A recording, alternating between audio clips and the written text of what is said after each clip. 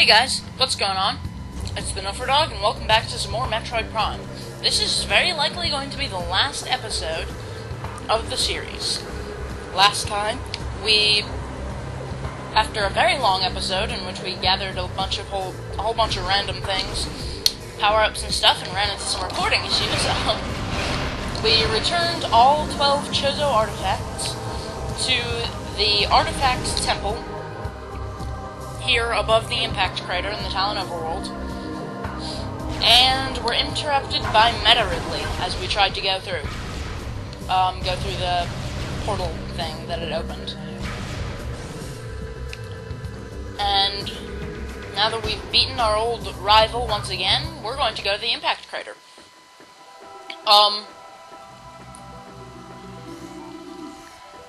So we step in here and we get teleported to the impact crater.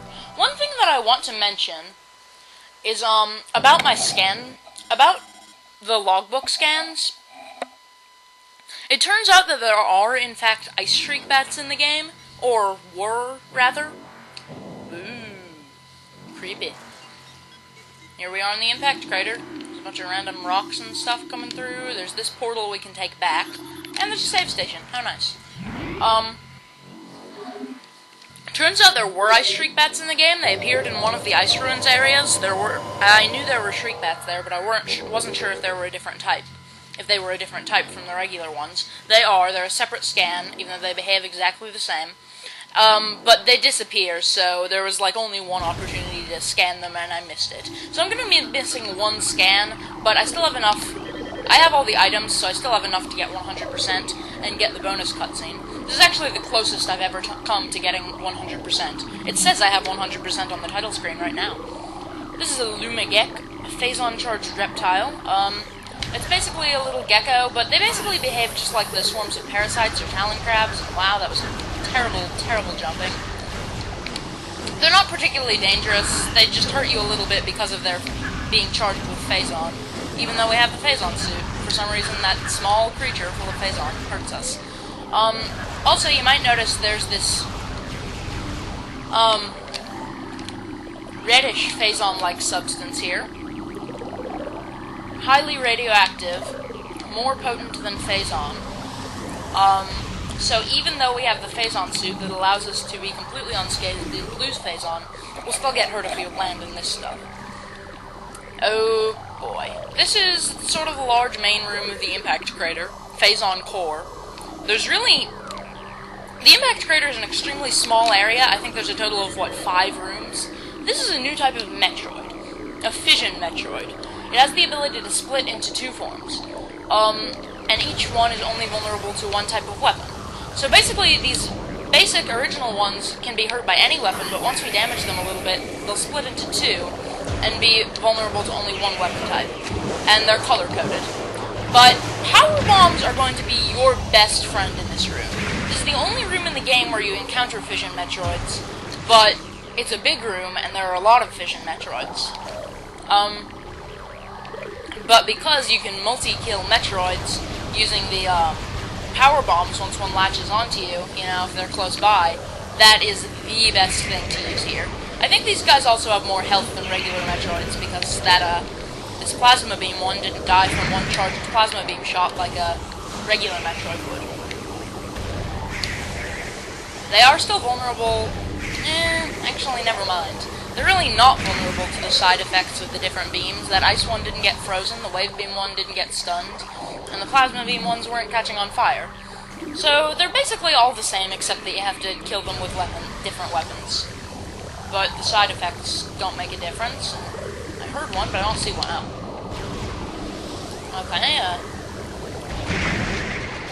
I one-hit killed that one. Odd.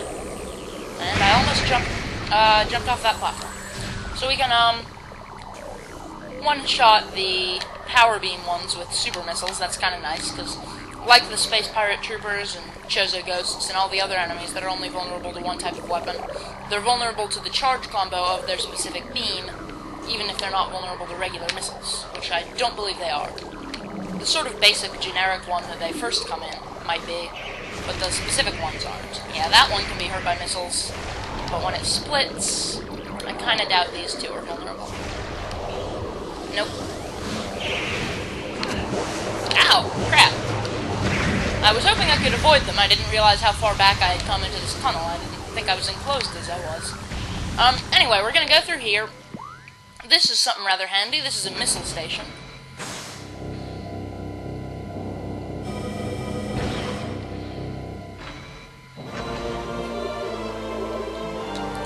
Missiles fully replenished. Not a huge deal, but it's handy.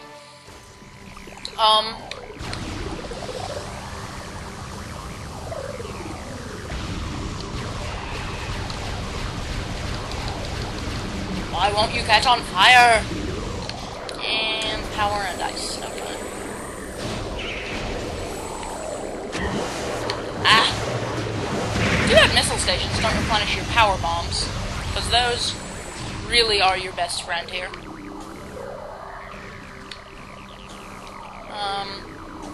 Hop up these platforms. So yeah, this might be kind of a long episode, but it should be the last one of the series. Got my work cut out for me editing that last episode where I had all those recording errors. Crater Tunnel B has some spider ball rails. They're looking rather beat up. But they're still usable. Oops. There we go. Palm on up to this one.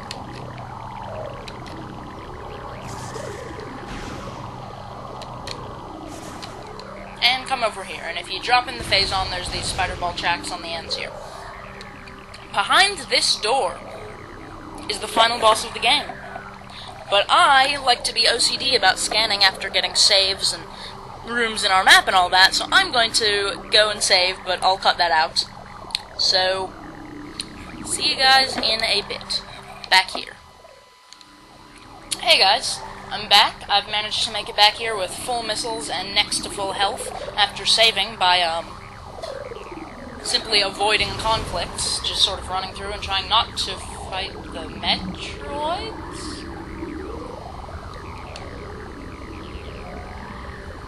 That's freaky looking. I always thought that kind of looked like a giant face when it was hanging up there. But it's been foreshadowed ominously.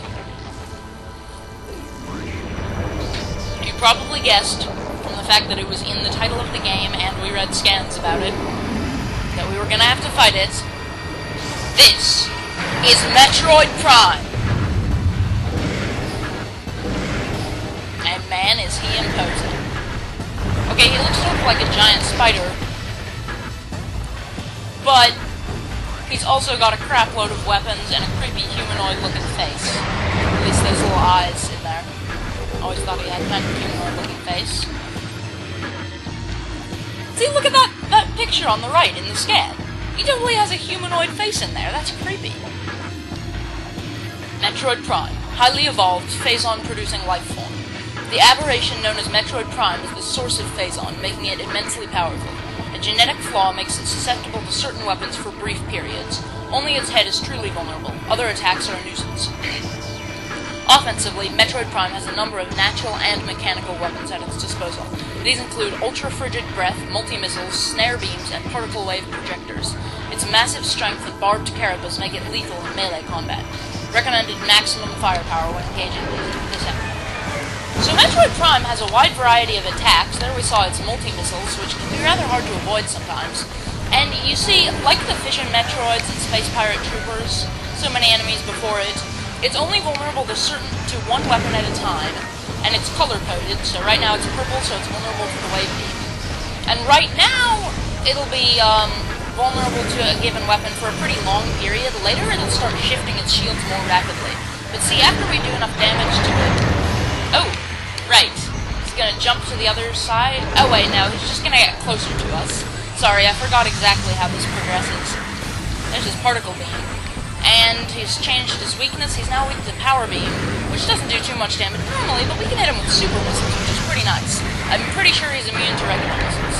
Now that we've damaged him again, he's gonna dig through that gap in the floor and just winds up in another cave below. And this is sort of how this fight's gonna progress. It's pretty long. He's just gonna go through these different caves, changing his weaknesses periodically. And this one has these grooves in the before, because he's now going to have an attack after we damage him enough, where he runs across the room. Well, he just messed up our targeting with that wave particle beam. And then we can avoid that and then he'll change his weakness after that. We can avoid getting hit by him running across the room by going into Morph Ball and hiding in those tunnels. So his attacks change depending on, some of the attacks change their effects depending on what mode he's in. Like, the multi-missiles will spread poisonous gas around in certain modes, and the particle beam will mess up your GUI, make your visor become fuzzy, your HUD, whatever, when he's in wave mode, and freeze you in ice mode. Yeah, in ice mode, the multi-missiles release toxic gas. This is kind of a fun opportunity to try to use the ice spreader. You can actually freeze him if you use the ice spreader. I didn't even know you could freeze him. That's pretty much, I think that's the only way you can actually freeze this boss. And sweet, I hit him before he changed. That's good. Oh yes, and he's going to start releasing these as well, and wow, you can actually scan them. No, you can't. Well, anyway, we just want to lock onto these and, knock them back, or not knock them back, but just destroy them. They're not too dangerous, they'll do damage to you if they hit, and maybe waste missiles, how dare you, there we go. They'll do some good damage to you if you hit, but, and I think they might mess up your HUD as well, and ow.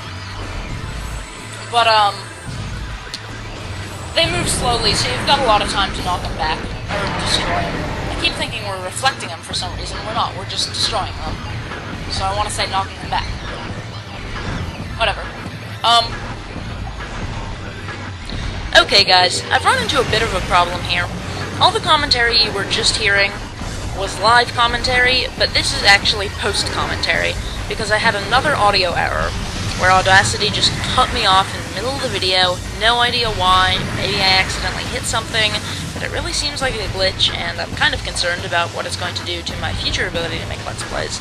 But anyway, I think I've said pretty much everything I really need to say in regards to strategies for the fight, and I don't think my commentary really went anywhere in particular after this. You know, no moments that I really regret losing during the fight, so I think I'm going to let the rest of this go largely uncommentated upon, because it pretty much progresses the same way, just Metroid Prime starts to move a little faster and, you know, he becomes more dangerous, but there's nothing spectacular, so I'm just gonna leave this largely uncommentated till this stage of the fight is over. Okay guys? See ya.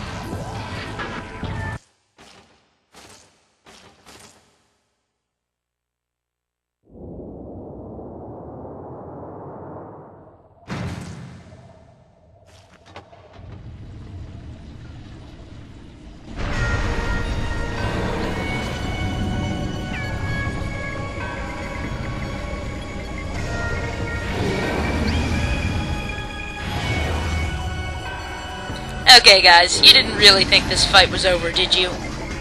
Morphology Metroid Prime, the core essence of Metroid Prime. Scan indicates that the phazon energy form of Metroid Prime is invulnerable to all conventional weapons. Only attacks from a phazon-fused arm cannon will damage it. It generates pools of phazon when it attacks. Use these to fuel your suit's phazon weapon system. The entity can also spawn Metroids to assist it in battle, rendering itself invisible when it does so. Alright, so this is the core essence of Metroid Prime, and the real final battle of the game. I mean, it's all one battle, I guess. It's the last stage of the final battle. This guy is completely immune to all our regular weapons. Can't be hurt by any beams or missiles or anything.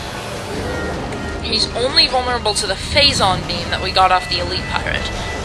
But every so often he'll switch what visor he's visible to and spawn a pool of phazon. Later on in the fight he'll also spawn some Metroids when he does so. But we can stand in the pool of phazon to activate Hyper Mode, which we can use to damage him, as well as one-hit killing any Metroids he spawns.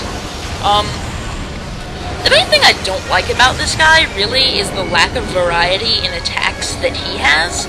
He's not really that challenging, because he,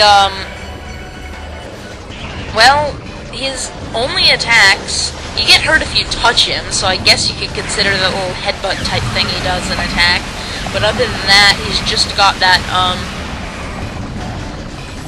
that shockwave on the ground there, and the ability to change his weakness, spawning some Metroids in a pool of phazon.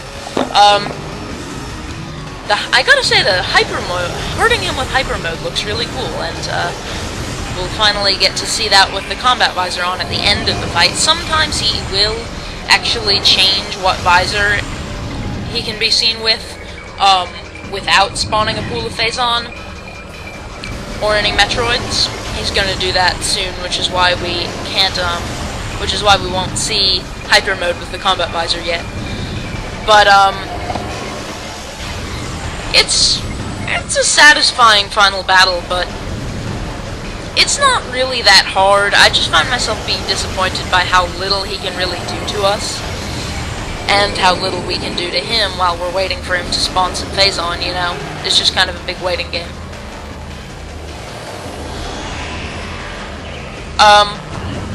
Oh wait, no. I was mistaken. He switched visor weaknesses without spawning any Metroids when he switched from thermal to combat visor, my bad.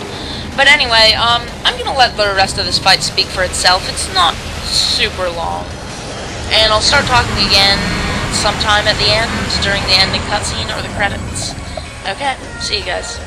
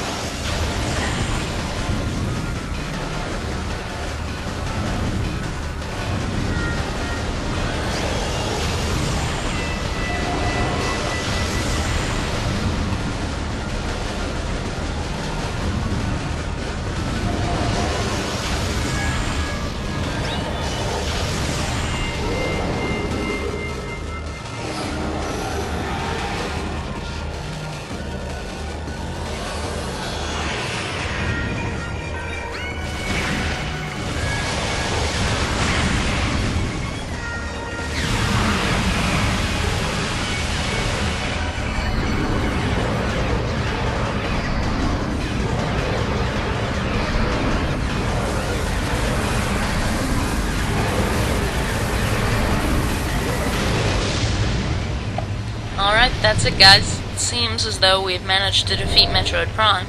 It seems. But it's going to try to pull a last-ditch effort to survive here. Like grabbing onto us, and you stole my awesome Phazon suit! I'm purple again! How dare you! And it's apparently exploding. Crater collapse imminent. Evacuate immediately.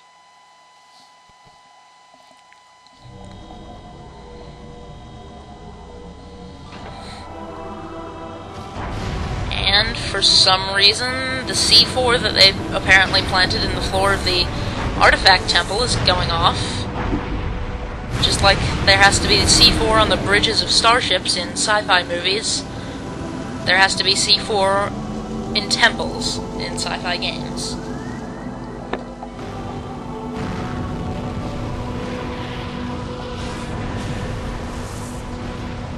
Actually, a bonus here if you get something like 75% of pickups, or I think it's 75% of something, is Samus taking off her helmet.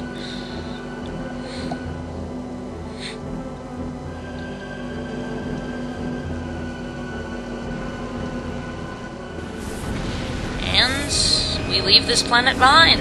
We've done what we came here to do, I guess. We fly back off into space. Alright, here we are at the end credits, guys. You can actually speed these up or slow them down as you see fit, or stop them, or whatever. But I just kind of talked through them here. Basically, well, I think this was a pretty good first Let's Play.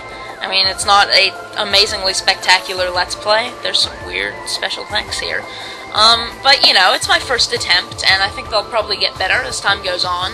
I think this Let's Play specifically got better just during the first few episodes, and just improved as it went on, as I learned more about the process and got more professional, but I think my commentary and whatnot will improve in future Let's Plays, has to do with the games I play as well. And, you know, I am still a little bit worried about my ability to keep doing this often during the school year, but I think I'll manage. I'll just, you know, of course, slow down to 1 episode per day instead of 2. But I will be doing the whole trilogy of Metroid Prime games in order, but they'll be broken up by one other game in between each entry. And after so that means I'll do 5 Let's Plays like that, and then I have one other thing, or then I have another project that another Let's Playing project that I want to start after that. Okay. Mission final. Percentage complete 100%. Total time 10 hours and 7 minutes. I made that mistake last time too. 10 minutes and 7 seconds would be an amazing playtime. I don't think even an expert speedrunner can do that with this game. That's actually about an hour better than what I got on my practice run, despite my tendency to leave the game running while I'm editing stuff during this actual Let's Play. But yeah. So, I look forward to keeping doing this in the future. Pretty soon you'll be seeing... Actually, it'll only be the day after this comes out. Ooh. This is important. This is a bonus cutscene that you only get if you get 100% of pickups. This appears to be the room where we fought the final form of Metroid Prime. A hand.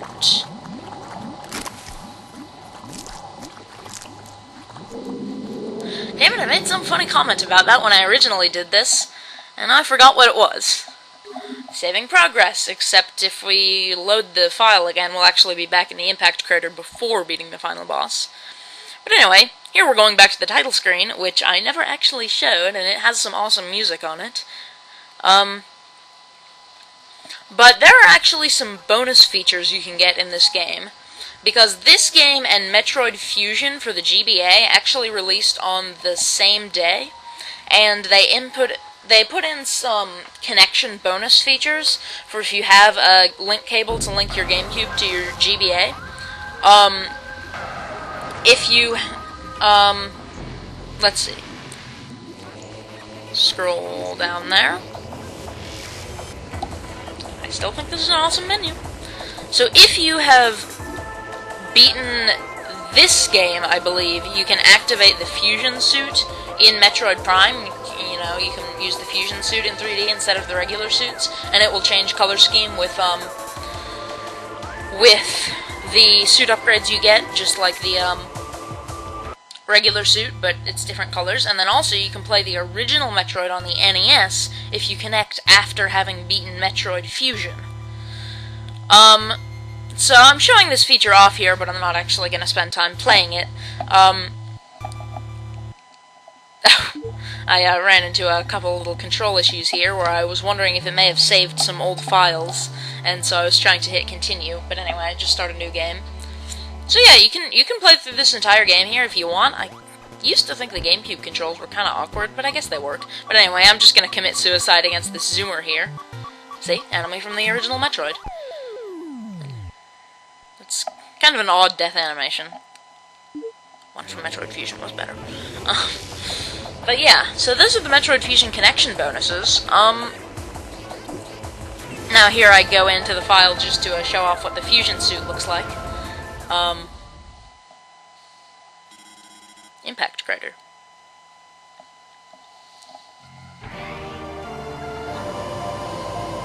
Which, yeah, it's orange, which I guess that's the color scheme that it has for the Phazon suit.